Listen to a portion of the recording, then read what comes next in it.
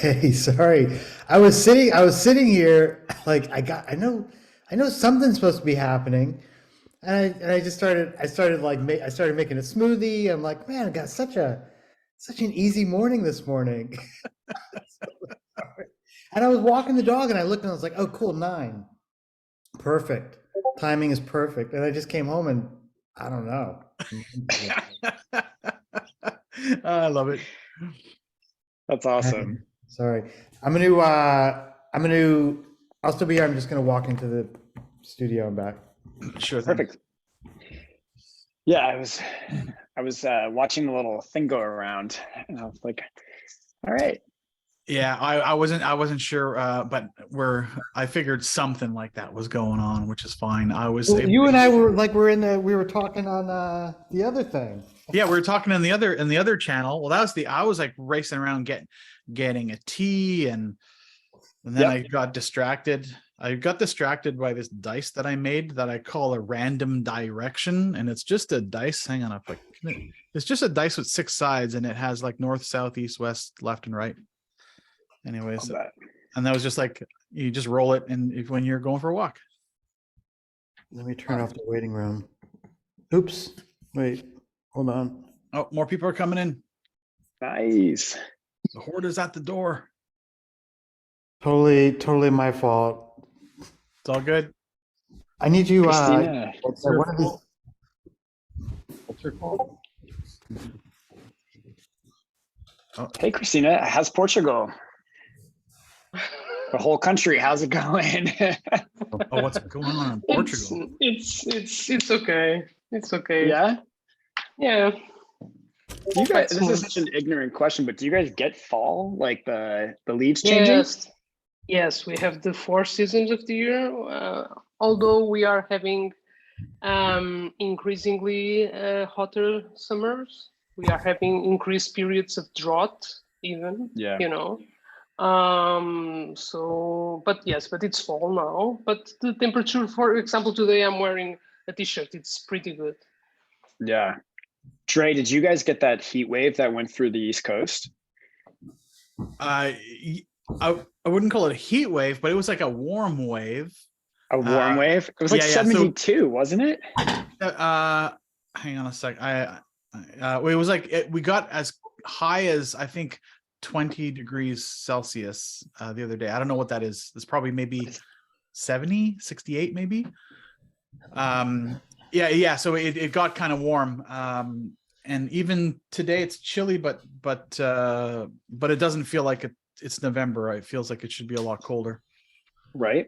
Although I think there's these 2 storms. There's an Atlantic and a Pacific storm that's going to kick up a whole bunch of cold weather in the next week. So I discovered windy.com. That's a super good site to check the weather. Yeah, my friends and my mom had a place in Charleston for a long time, and I was on the phone with someone there today. 8 feet of rain or 8 feet of water in their backyard. It's insane. Wait, 8 feet or 8 inches? I can't remember what they said. 8 feet. 8 inches. 8 feet would be like National Guard level. Yeah, 8 inches. Yeah, sorry. You're probably confusing that with the day after tomorrow. That movie. Yeah, I'm like, wait a minute, Right. not 8 feet. That's like The day after tomorrow, 2020, 8 inches. some apocalypse film. But yeah, tons of rain coming through. Yeah, that's a lot. Awesome. Cool. Let's get started because I know we got about an hour. Thank you guys for coming into the Chore project this morning. It's really great to see you all. And we'll get right into it. So I'm going to share my screen if that can be done. Do I need to do something? Just can you guys hear me? Yep. Yeah. Okay, cool. Sure. So I wanted to use this session today as sort of like a ideation session part 2.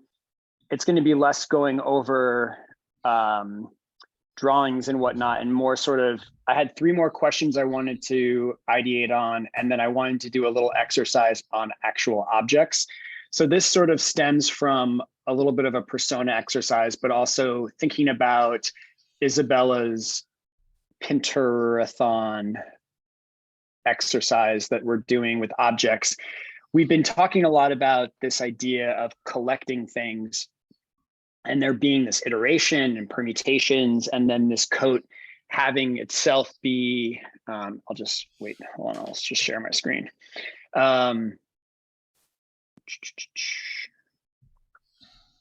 Here we go. Okay. So these keywords that have really come up from our conversations and from the first ideation around generative, iterative, customizable, resilient, that these have really sort of like kind of added to this idea, combined with the Tom Sachs work, this idea of NFT drops, this idea that's like future dumpster diver, and then this concept of this coat being like akin to us and evolving with us, both physically and digitally. I wanted to explore what that looks like from an object perspective. I think it's easy for all of these words to sort of to not get rooted or have some sort of foundation in a material or a thing.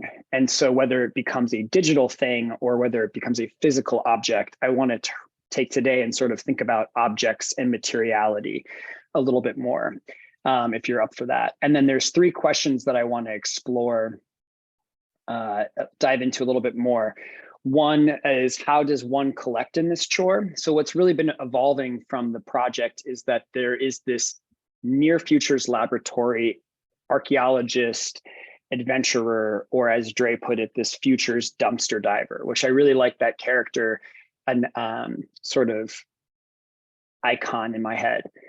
But how do they collect in this? So I want to think about that as both a physical format, right? Like, where are they putting objects? How are they putting objects in, both in a physical format and a digital format? And then I want to talk about, how does this coat evolve with ourselves, with the adventurer? And then digitally, this is something I think we need to really explore more of, because I'm getting into this world myself. But how does where does this code exist digitally? What kind of metaverse world does it exist in? And what are the possibilities of that? So hopefully you guys are down for these questions and exploring this, and we can go from there. Sound good?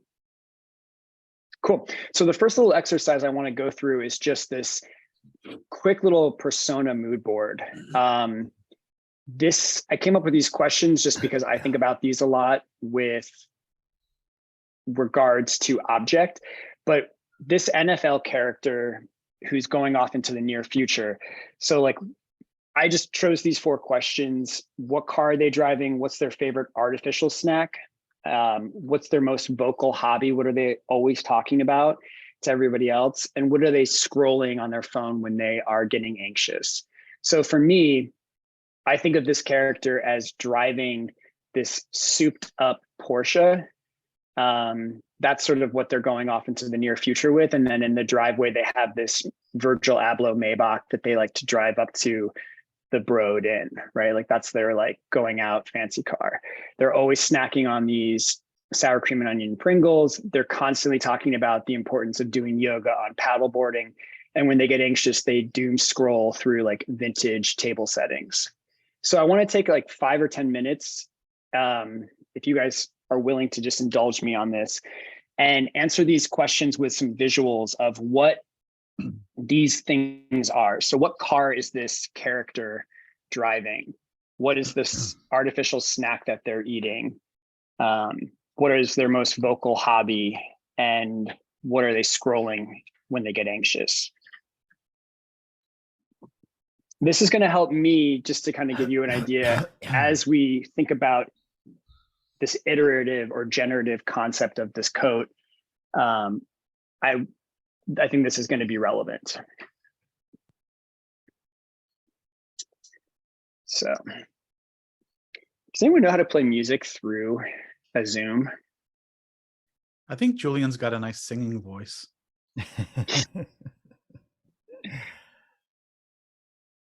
So, Kim, do you want us to Oh, sorry. so Yeah. get into the Miro? Yeah. Yeah. Get into the Miro. Pick a board here. Copy paste some images. Yeah, just take 10 minutes, 4 images, answer those 4 questions. Don't overthink it. I'm just trying to get some object visualization here. Yeah.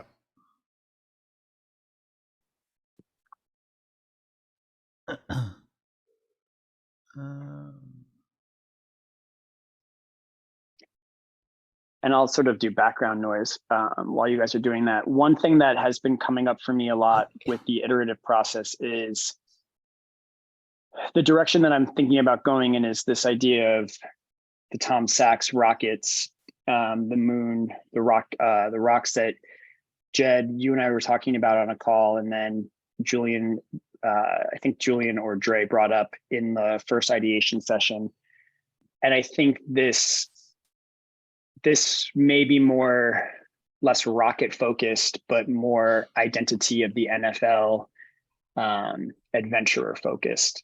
So I'm sort of curious to see how these personas, how this exercise plays out.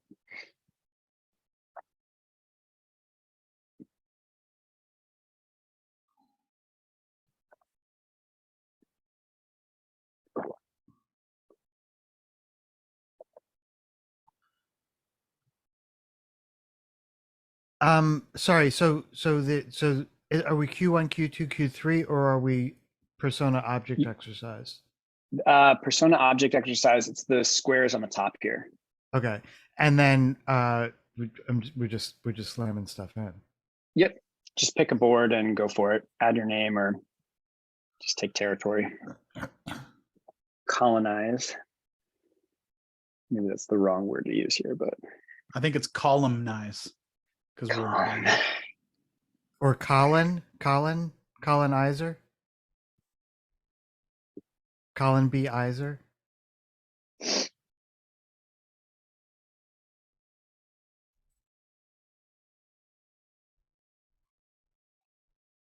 Hey Kim, do you want to just do a quick shout out in the everyone Discord? channel?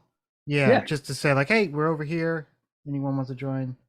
Some people, well, I don't know how it works. Some people like me forget that it's happening. Do that and then now hear this. Yeah, and just do the add everyone. Just, get comfortable doing that. Some people feel embarrassed, like, I don't want to let everyone know. It's like, no, let everyone know.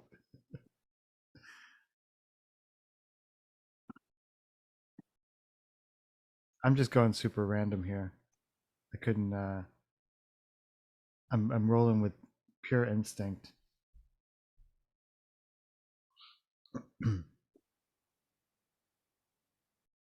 So anyway, so favorite artificial snack. So all that stuff is happening right now.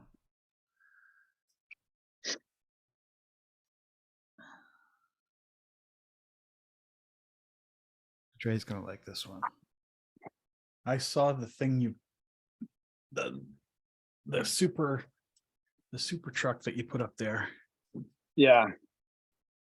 I found cars to actually be a great. Yeah, Sorry, cars are a Jocko. great mood board element. Yeah, they're so evocative, aren't they? Just like they tell stories just by sitting there. They do, yeah. And I try to, especially with fashion, always stay away from clothing on a mood board because it's so like, I don't want to add a coat to a coat mood board. It automatically just like isolates it already. So, and for some reason, artificial food just felt very, having grown up in the late 80s, early 90s, it felt really appropriate. I've been listening to Business Wars, that podcast. I don't know that one. It's kind of good. It's kind of, the production is fun.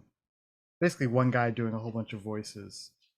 But they were doing the one I've been halfway listening to now is Chipotle versus Taco Bell. Yeah. And they're at the part now where I think was it Chipotle or Taco Bell? What, I guess it sounds more like Taco Bell. Did a collab with Doritos, and so one of the Taco Bell guys got a like an air spray. What would you call it? Like a pressure washer, maybe something like that, from Home Depot or whatever, and just filled it with Dorito dust God. in order to just to do a test. You know, like let's see what it tastes like. Let's spray this on our stuff. Pretty epic. I love that. Dorito dust. Yeah, I did the food thing with some students once at SAIC, and everybody had like, everything was just like the most performative organic food they could think of. So I was specific with this artificial food. Mm.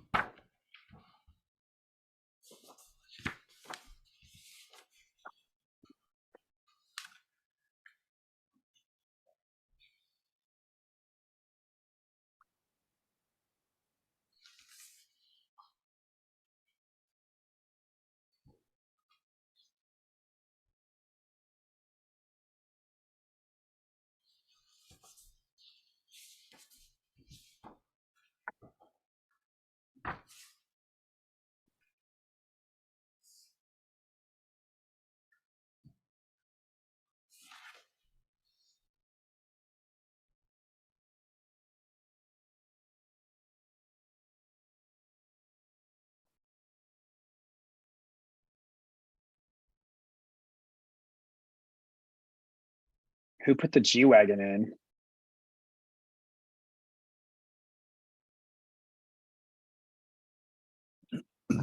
Not me.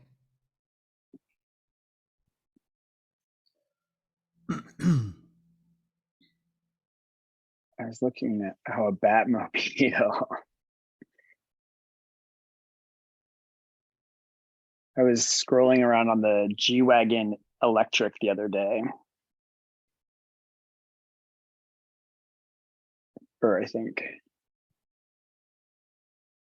coming out this year. It's so cool.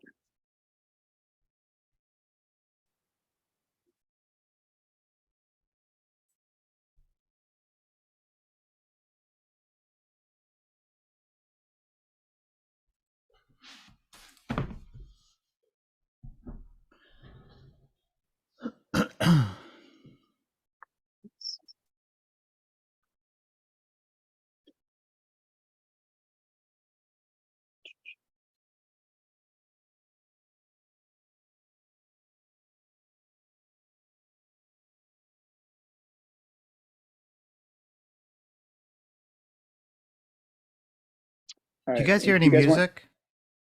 I No. can't now.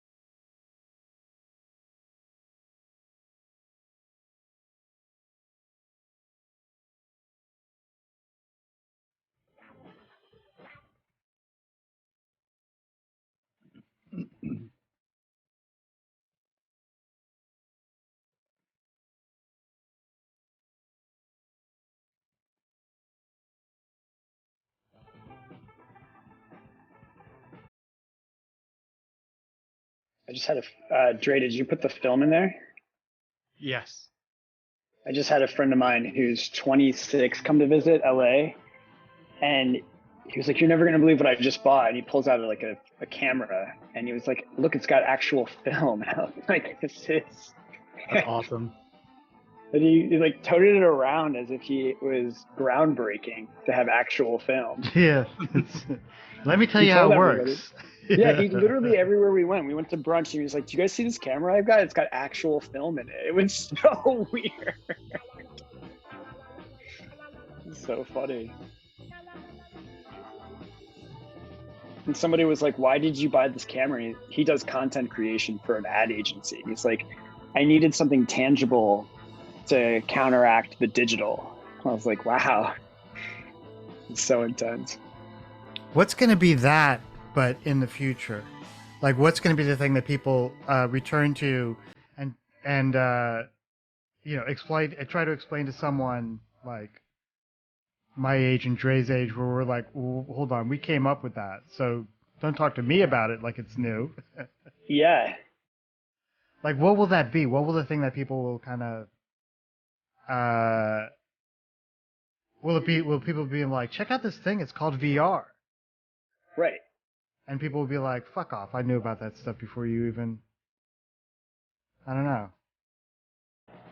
And what's the gap? Like, how many decades before you can return to something with a sense of awe and wonder, like you discovered the tabula rasa or something like that? Right. And does that gap shrink as tech evolves? Because he's 26, and that gap felt like pretty short to me, you know? Yeah. So, yeah. When did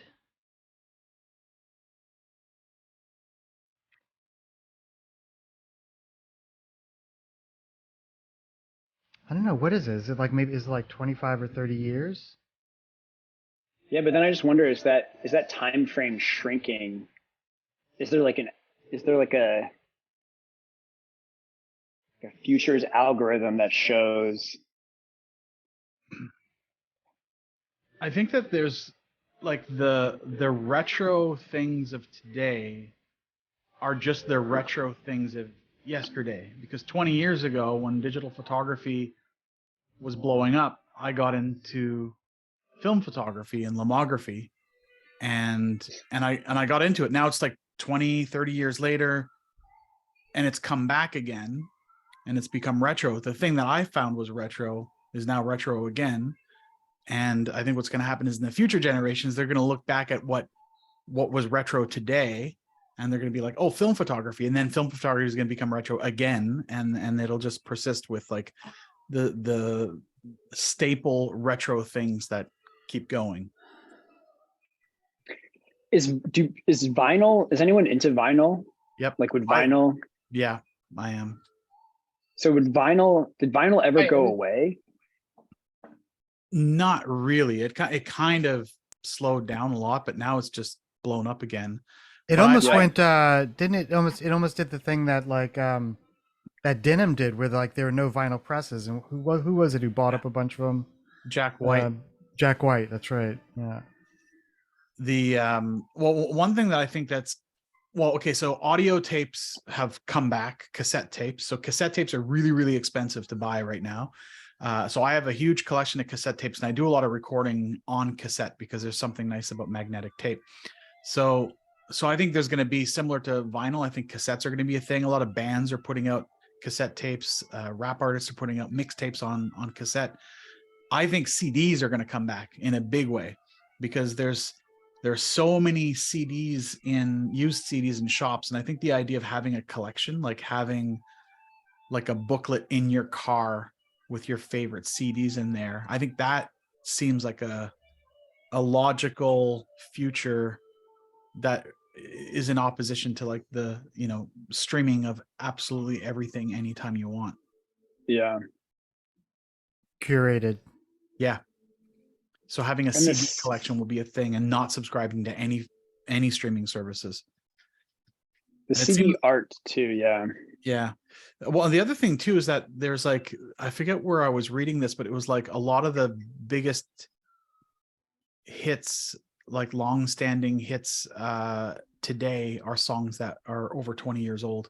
So it's just showing that like modern music is not really, doesn't have staying power the same way that classic music had.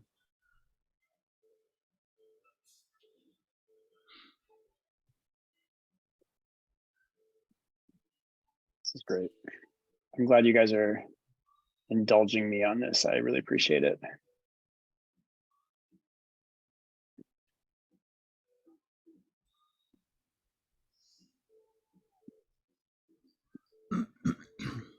Cool. So for the last 25 minutes, let's dive into some of these questions, if you don't mind. So let's go to question 1. So kind of stemming off of these object persona boards that we just created. The thing I think a lot about when I'm creating this, when I've been creating this code over the last couple of weeks, is I'm going into the near future and I'm sort of looking around and I'm putting something in my coat, like I'm taking something with me back. So I want to, if you can still see my board, there's Post-its over here. Some of you already have a color. I think every one of you has a color.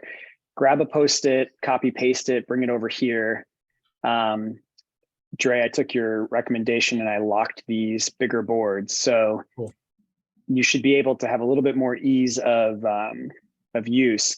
And I want us to think about, like whatever you're sneaking into, if it's a building, if it's like the future corporation, if it's a house, if it's whatever the near future that you have ended up into, whatever, I want you to think about whatever object it is that you have, that has caught your attention, that has caught your character's attention from the board above here. How are you storing it in your coat physically, like the actual physical coat? We'll get to the digital coat in a minute, but this is something that within the realm of real, like construction of a coat, how's it going in it? Is it going inside? Is it going outside? Is it a pouch? Is it zippered in? Is it, yeah. So just kind of nuts and bolts here.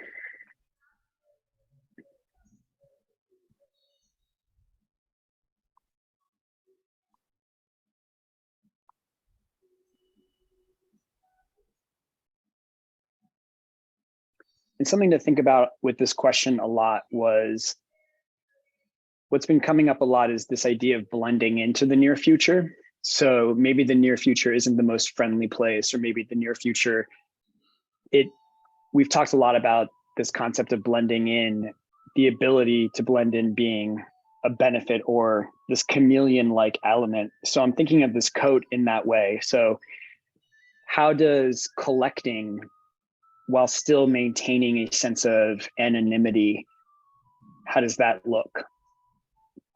Maybe that's a question you can answer or think about.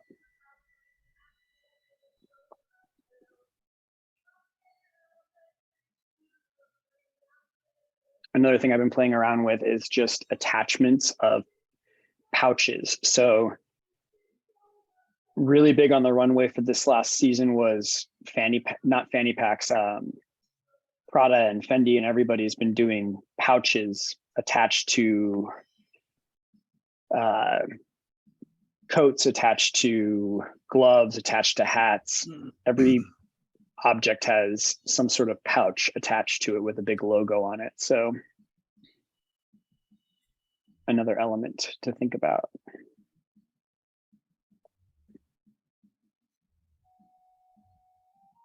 Does anybody want to share what they think of as a way of collecting? I'm trying to express an idea okay, so in the shoplifting world, there's a thing called a booster box, and I can't find a reference for it online. And a booster box is, the idea is you walk into a store with a box that looks like a wrapped gift box. So it's a fully wrapped gift box, but the thing is the bottom gives away. So the idea is you can steal something, you can push it through the bottom of the box, and it's folded in such a way that when you push it in, it'll stay in the box, and you pull your hand out and the bottom will form again. And it's called a booster box. Now I was just imagining a pocket in a coat that's designed specifically for you to put stuff in it without, let's say, your hands leaving the outside pockets. So you put your pocket on, so it looks like your hands are in your pockets, and you can do stuff inside, like by covering your coat on something and sneaking it in. Anyways, I'm just trying to express that idea. I love that idea. This idea of like using shoplifting culture. Not necessarily, I mean, you just gave a really good example of a visual, but I like this idea of that culture sort of pairing up with this explorer in a way. So maybe the pocket, that's something we could design, I think. The pocket, or they sit down possibly, and the back of it is like a false back to it or something. Mm-hmm. Pocket or back.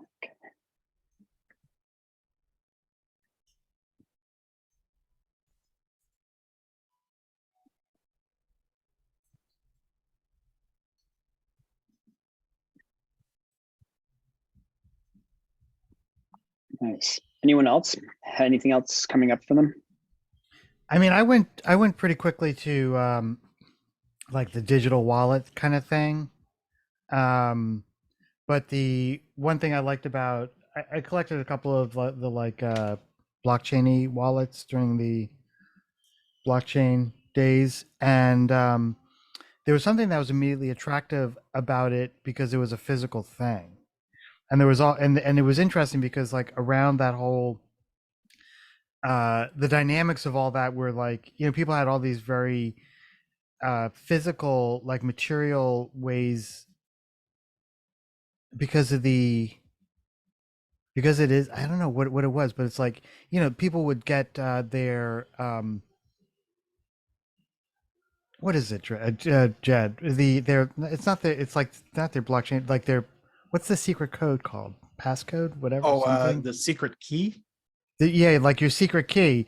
Don't give it to anyone. You know, like there was that kind of hygiene that was described, and you hear all the stories about how people got rugged because they ended up giving it up or whatever because they just didn't know. And so like the true degens would like get it etched on a piece of like an ingot of steel and bury it, or even like they would split it in two and bury one place and one another place. Or I have a friend, Mark the neighbor, who is sometimes in here.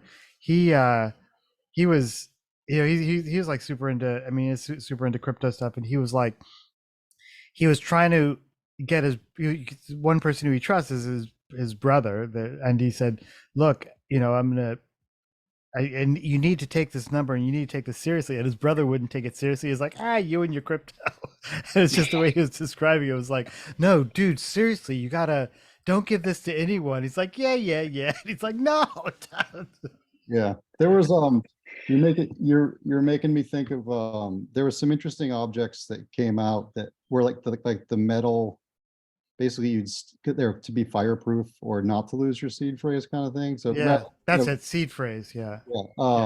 It was, you know, it was like these sort of metal rings, and you'd stamp. That's right. Yeah. Those objects were cool. Those were like pretty interesting future objects in a sense, where totally, kind of like disaster resistant, or, you know, not just splitting them up between people in different locations, but more like if you know, how was it preserved in a way.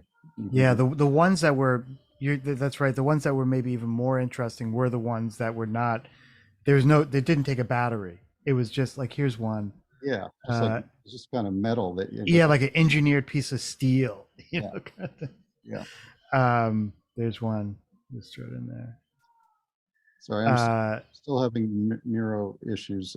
I'm too far into Figma, and I know, whatever. I'll talk. So. And then I put one, like Fendi did one, but I think it was just, you know, their take on the whole thing. So I don't know. Yeah. But I guess that's not the wallet is more the thing.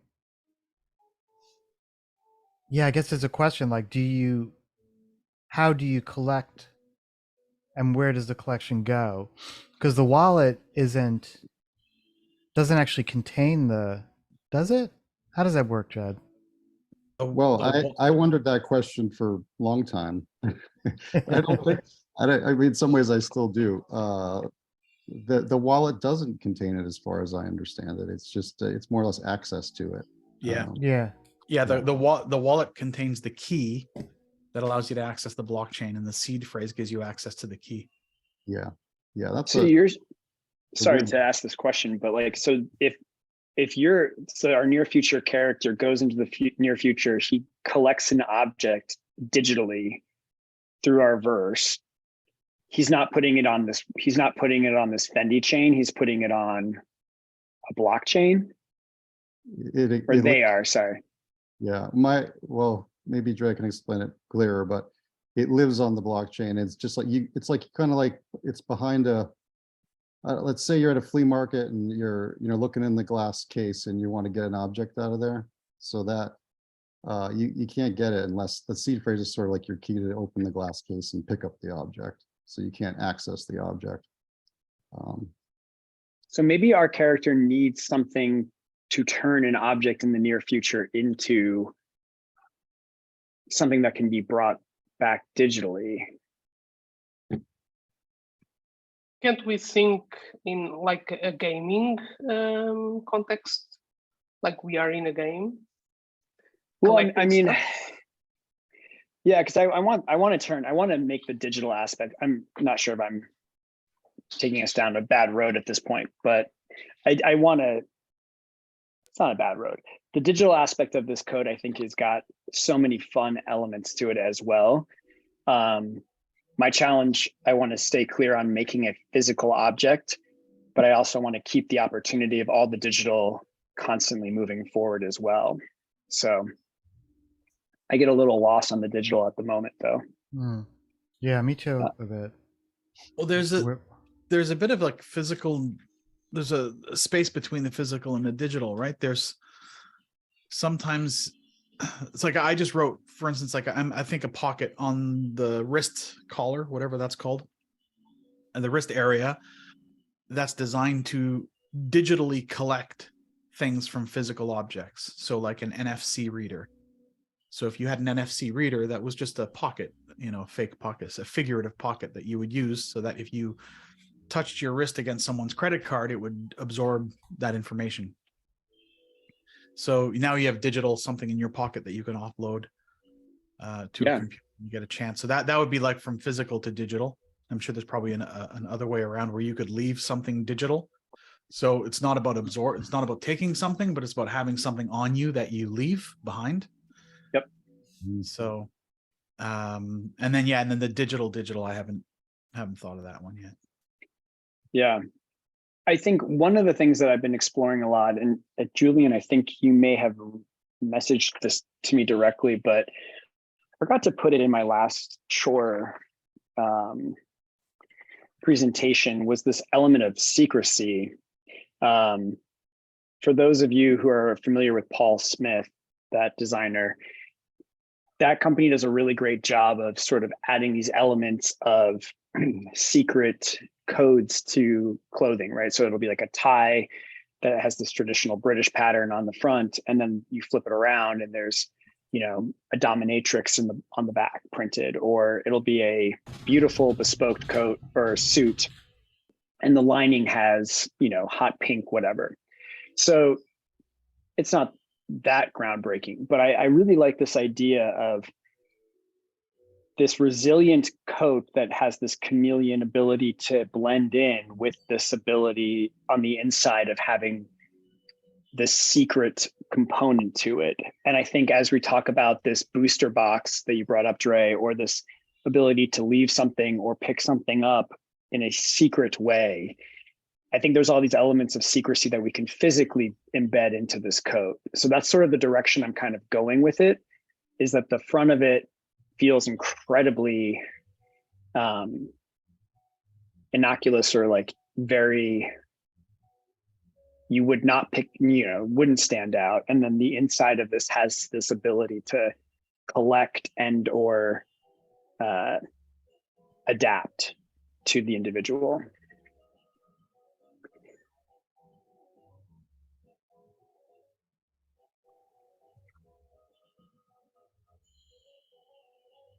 Any reaction to that idea? I like the idea of the hidden surprise. Yeah, that's been coming up a lot for me. And I think that translates into the digital. So then the digital, I think, is sort of almost the reverse. I feel like the digital element of this coat can be a little bit more like your identity could be much more visible if you wanted it to be, but we'll get there in a second. Let's move on to the second question.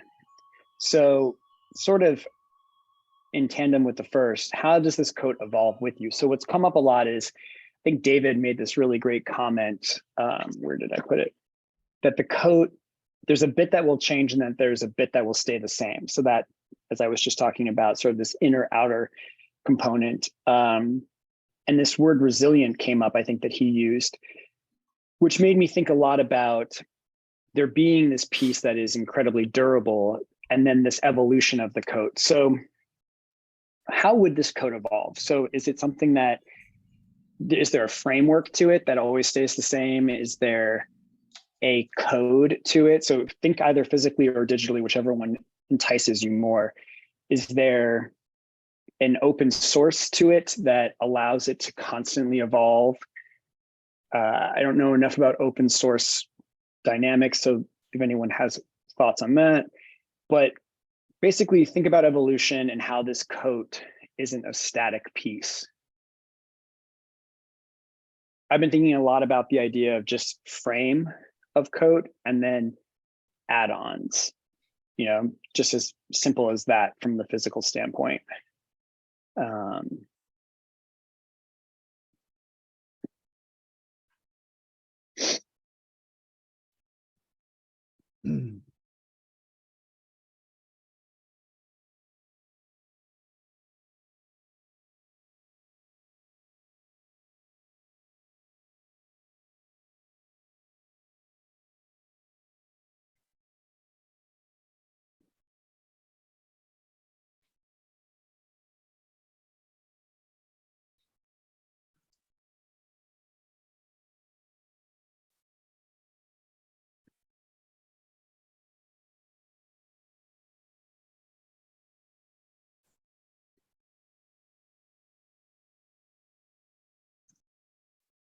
I'm really leaning towards this more modular or compartmental piece where things either get buttoned in or zippered on. I just zippered got on. thinking about the Michael Jackson zipper jacket from the 80s. Oh my God, yeah. Yeah. Yeah, there's something about buttons that sort of ring true to the original Chore Coat, but so many of these original trenches had that utilitarian, like the hood flap or the back flap or whatever flaps. There's all these components that get zippered or buttoned or velcroed on.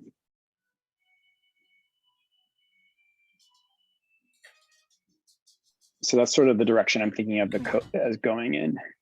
Mm-hmm. Is there a piece that I'm missing with the evolution element? Like this coat needs to get dipped every year into some material, or like waxed canvas? Yeah. Right.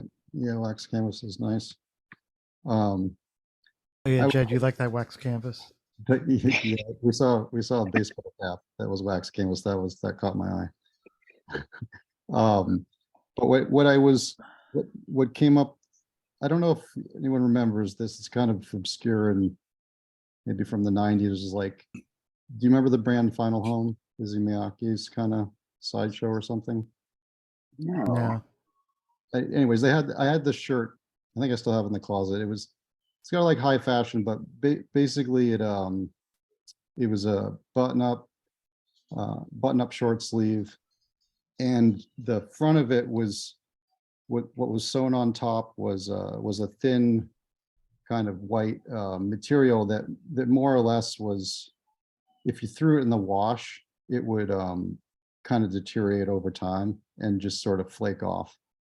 And then under it, there was a pocket and information and things. So I still have the shirt like preserved, I think, without having washed it, or maybe just dry cleaned it in a way. So basically it would be, if you wore it out or wore it over time, it revealed more. Or you could, kind of leave it fresh. So I don't know. I just kind of thought of that when I thought of like physical, like an interesting kind of physical garment that, that I had. And I thought it's a little more abstract rather than zipping something on. It was more just about revealing by the more you wore it, the more it revealed in a sense. Yeah, I really love stuff like that. Makes me think of this. There's a mosque, I think, in Mali. It's like a mud mosque, a famous mud mosque. If anyone knows the actual, if I'm saying it incorrectly, but every year they rebuild it back to its true form after like the monsoon rains, and it becomes this like communal project where it goes back to its original form, and then the rains take it away and then they build it back. Maybe the evolution of this thing is that every year there's a chore like hack, or there's a chore evolution where everyone's chores get thrown in a bin and we dissect them and then they get recreated. I don't know, but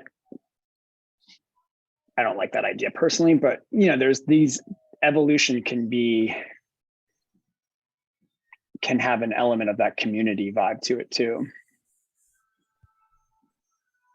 I personally feel like this code is going to become, the chore kind of has this wildly simplistic but yet deeply personal element to it. So I feel like I'm trying to hit on that note.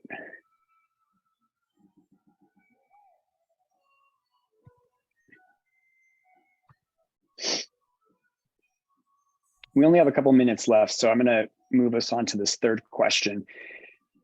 And I've reached out to Brandel independently just to kind of get some thoughts on this. So hopefully he and I are going to have a conversation. I know some of you are better at this. I've been doing a lot of research to break into this world. So, but my background is a lot more in fashion. So digitally, what world does this exist in? Are we thinking, is it simply a file right now? And I want to be realistic. I don't want to, I went off into this spiral the other day of like, yeah, we're creating our own metaverse and we're going to have our own gaming system. And, between Dre and Jed and Julian, there will probably be like, $10 million gone into a metaverse for the NFL, and we'll have everyone wearing our fashion, right? Like that'll be awesome. But realistically, what does this file look like? Is it a digital file and you represent it on your profile? Like, how does this coat digitally exist? And what are the possibilities of that?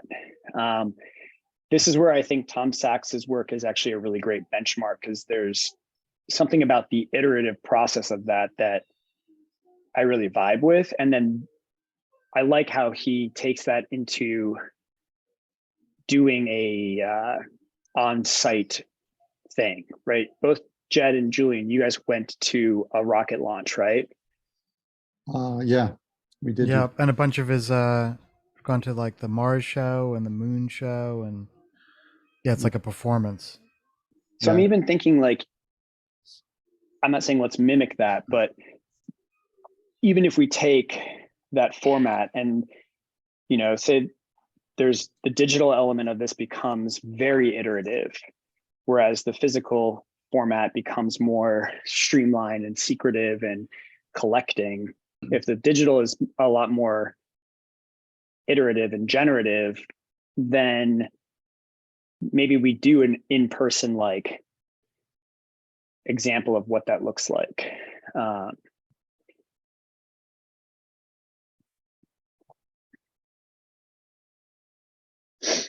I wouldn't. Yeah, I get what you're saying. I wouldn't. This is just totally parenthetical, but because you kind of mentioned it, I'm curious what would happen if we if we did mimic that. Yeah. You know, as and I'm saying that because I just wonder, not because I'm like, and also I totally get the instinct of like, no, this has to be our thing. It can't rhyme Yeah. anything else. It has to be pure, and it has to, as if it just kind of came to us in a dream. And I don't know if that's really how necessarily creativity works, to be honest. Mm. I think we do our best to try to be like, no. I'm my creative consciousness is so unique and uninformed by anything. I was touched by whatever Greek god is the god of creativity, and Yeah. herein lies my. And I'm Well, not that's saying what they like, want us to think too, right?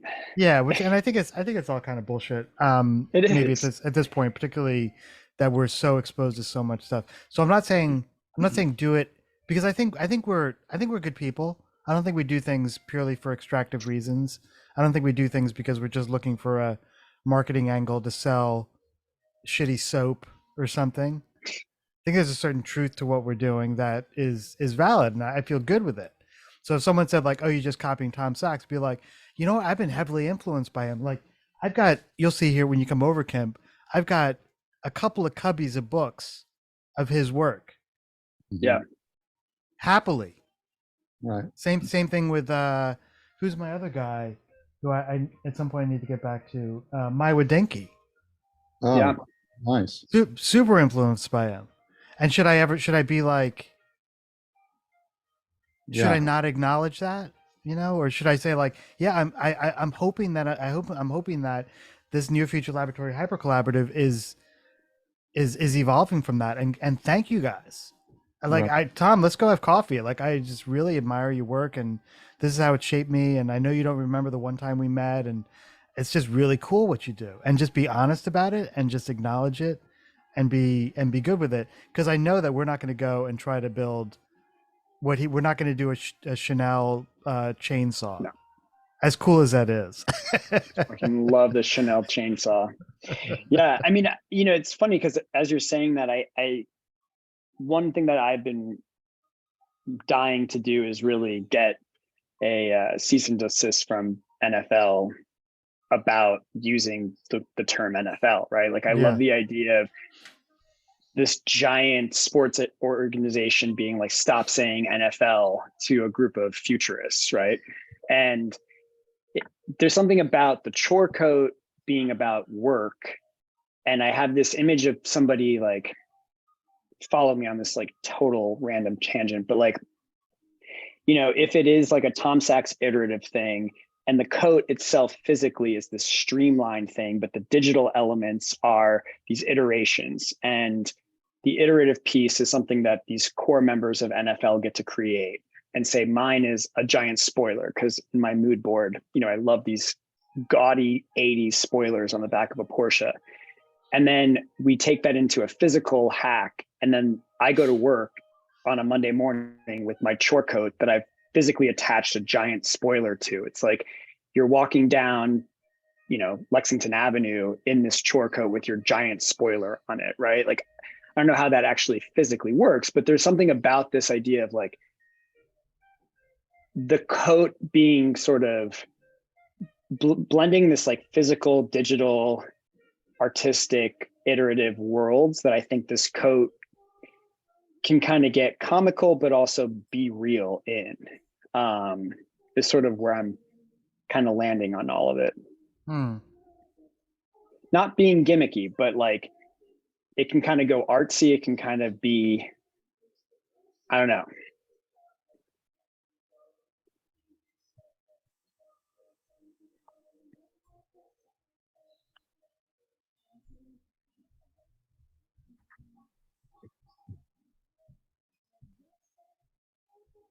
But like, if a Tom Sachs coat were to actually be something somebody wore to work every day? Well, yeah, they have those. I mean, what do they have? Like an outfit? They have a uniform, more or less. They have their kind of costume. and they also have merch, and some of the wearable merch, and some of it you can only get if you have a one of the rockets. Right. Oh Right. yeah, that's right. Yeah. Yeah, I've noticed I saw another person with the shoes, Julian, yesterday. Yeah. Well, they're pretty popular. Um, the yellow ones. Um, I forget what I was saying there. Yeah.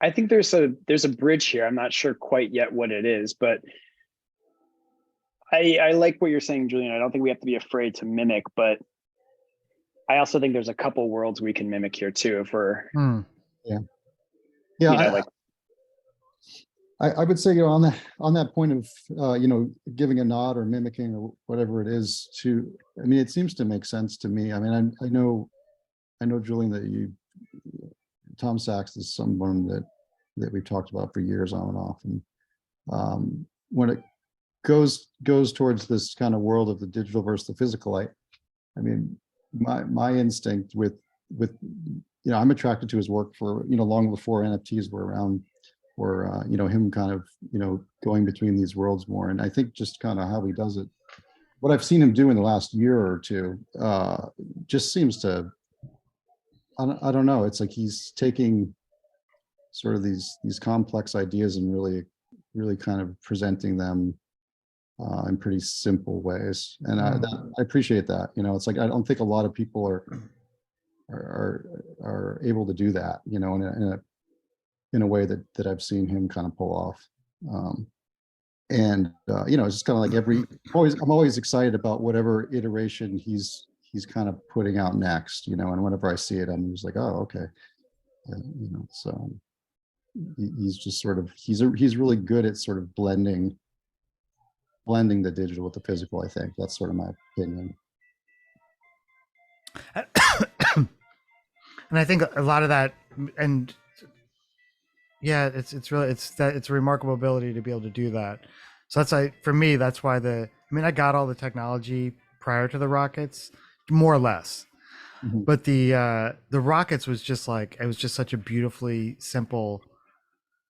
It didn't take much, especially because those rockets themselves, if you know anything about like model rockets, it's like, yeah, they come in 3 parts. Mhm. I remember building them when I was a kid. Yeah. And the fact that he's just said like, okay, if you get them all 3 parts, then you can launch it. Just didn't know the parts are going to be a couple few ETH a piece. Right.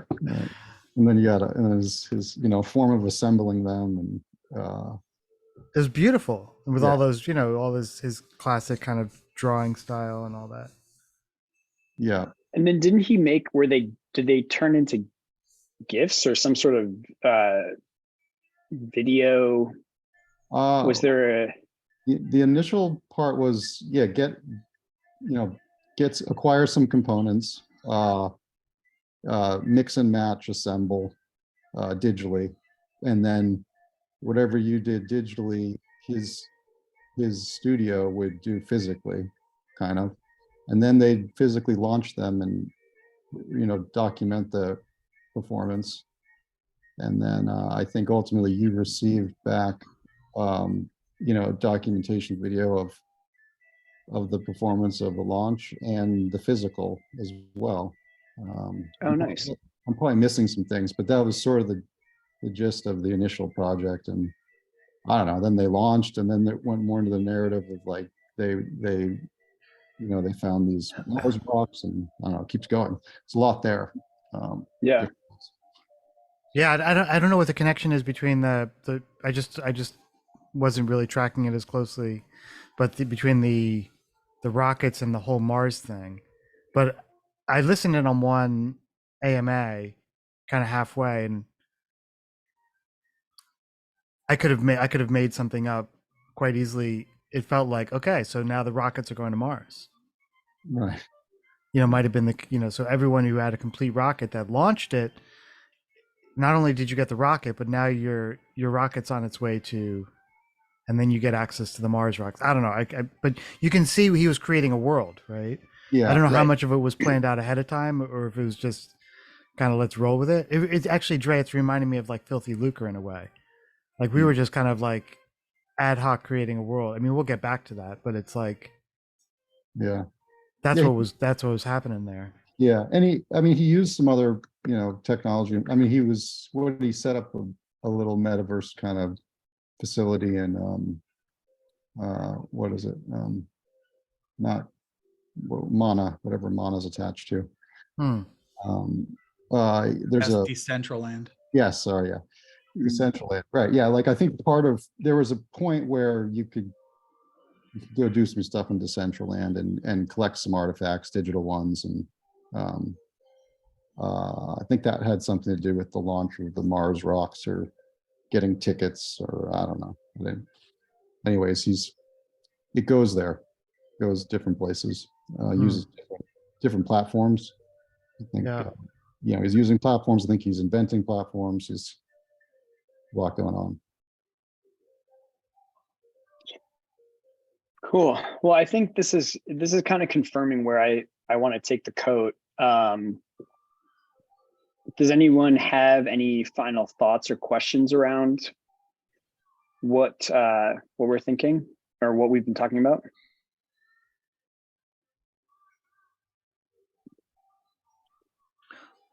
I'm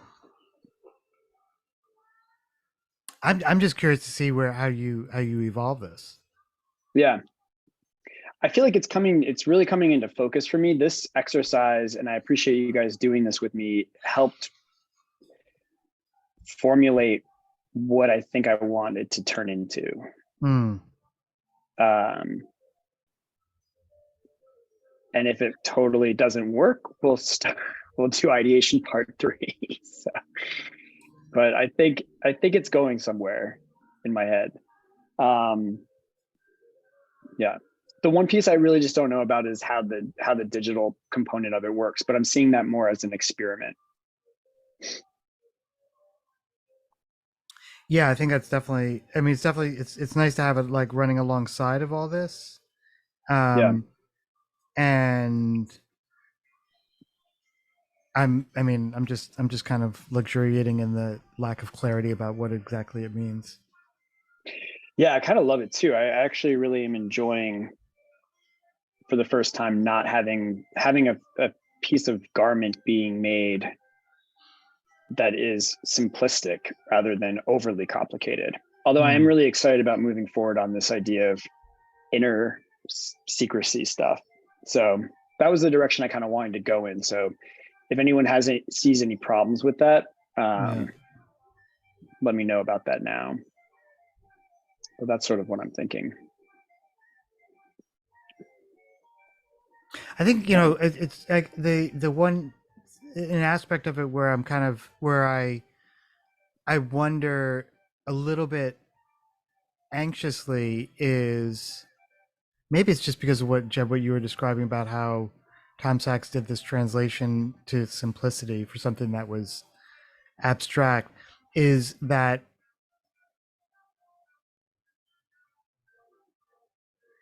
there's a possibility that something becomes so overloaded with ideas and theory that it's like inscrutable. Kind of like, wait, what's going on here? It's too much. What's going on? And I like the kind of utility, simplicity. I'm glad that we're focused on like kind of chore coat or like workwear, because that stuff has to be. It's fashion of a different register. It's not the kind of thing where you kind of like look at it and be like, what? No one's gonna wear that. What? It's inflatable? Like what the heck? Or or all the concept stuff that you see on the runways, which is always which is always fascinating from a conceptual standpoint, and always for me was kind of like where I really, in a stupid naive way, I was like, I don't get it. Like it because just me myself prior to just when I was younger or whatever, it's like fashion was obscure and illegible. And then there were clothes, which were like, oh, I get it. If you pull it up one leg at a time and kind of keeps you from feeling Yeah. good action wear, or it's like you wear it because it's like you're modest. You don't want to walk around naked, so you put clothes on. That's what they're for, right? Really. And so finding that balance, and I've always been drawn to much more like kind of practical utilitarian stuff. I'm not saying that doesn't necessarily have to be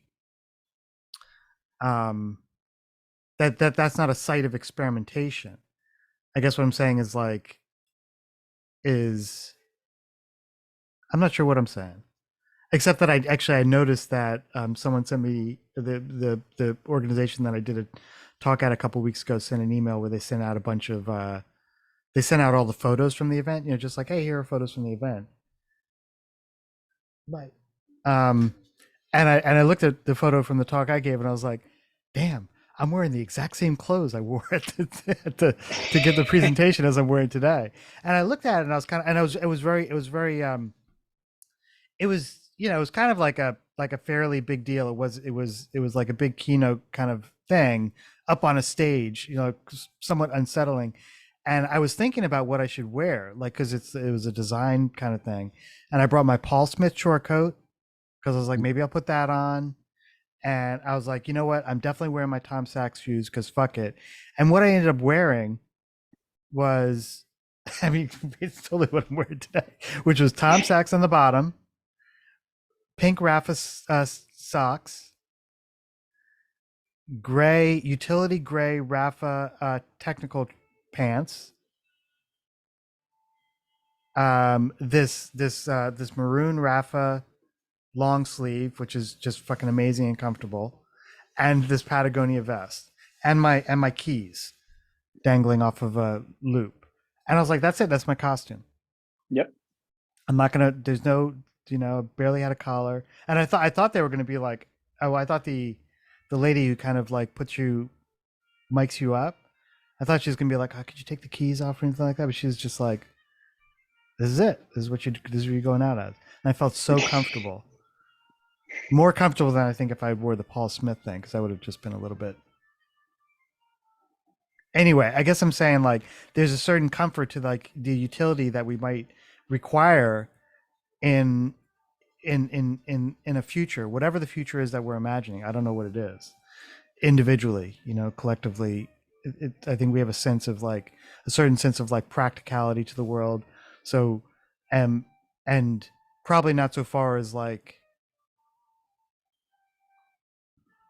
astronaut helmets, which seems a little bit obvious to me. Seems a little bit. Yeah, I actually really enjoy the utilitarian element of the chore. The chore coat's a great place to like ground it in because it's so aggressively simplistic and utilitarian, right? It's like there are not a lot of other objects we could have picked that are that simplistic, and it's a great place to start because when you look at Parsons or SAIC or FIT, more the other two, but their thesis runways are always so high concept that you end up with balloons inflating and then water spouting out of the undergarment, and it's a commentary on the economy, right? And you're just like, right, huh? That's awesome. That's great. You need the reader's guide. You need like you the need a program reader's that guide, and the student is brilliant, and you're like, that's amazing, but no one's ever producing it. It's never going to be sold, and no one's going to wear it. And it becomes performance, and it's art, and it's explorative, and that's awesome. But the idea of this actually being wearable is something that there's something I'm really enjoying about the physical being wearable and the digital being fantastical, that sort of allows both to kind of just be their better versions of themselves in a way. Like, I'm not looking for the digital to really make sense right now, and I'm not looking for the physical to be more than just the like our version of the coat, that said, I don't want it to be basic, which is why I'm glad we're going through these ideation sessions. As ungrounded or as repetitive as they may seem, they are really helpful to like keep us away from all the other chore coats that are out there. But yeah, I feel like it's really, there's something nice about letting each version of it be itself, if that makes sense. Yeah. Something just popped into my head as you were talking there about the iteration back with what you're saying and just the connections, maybe Tom Sachs. And maybe it's whatever way the digital goes, maybe it just helps inform what the physical looks like at the end of the day. Yeah. Maybe it's a tool in a sense to generate the physical. Could be one way of introducing something with the digital that's just simple and makes sense to the physical. I was listening to Dre, I think you posted the podcast that maybe you and Julian both listened to last week, the Roadblocks one. Yeah. And I was listening to that, and then I listened to a couple other ones. I've been listening to like every podcast in digital fashion, and it cracks me up because so many of the times they'll interview people and it's like they say the same like between 3 and 10 phrases, and I keep hearing them repeated. But what really, I listened to this really good one the other day, and they were talking about no one really knows what it is. At best, it's a space to like explore monetization with experimentation and from a corporate standpoint. And I was like, I love that somebody actually was just like, but they're coming from the place of Snapchat, which had the money to do that, right? Where they can afford to explore a little bit more. But I think that there's something about exploring right now that, you know, we don't have to answer to anybody. So we get the privilege to do that as well. Excuse me. So, yeah. Yeah, I like this idea of playing with monetization and experimentation. I think that's it's a nice little idea. Yeah, I love not having to like think about it as like an NFT that we've got to sell, but rather than just like, what can this become? Mm-hmm. What does it evolve into? All right, well, I appreciate you guys taking an hour and a half out of your time. The afternoon session, I might try to change up because if some of you come back, I don't want it to be exactly the same. So I'll try to make it a little bit different, but yeah, let me know if you want to come back for it or not. And I really appreciate your thoughts. I'll be there. Cool. Yeah, I'll try to change it up. Okay. Cool. Awesome. Thank you guys so much. All right. All right. Thanks for Bye. chiming in, Christina, too, from Portugal. All right. Bye-bye. Bye, y'all. Bye. Bye.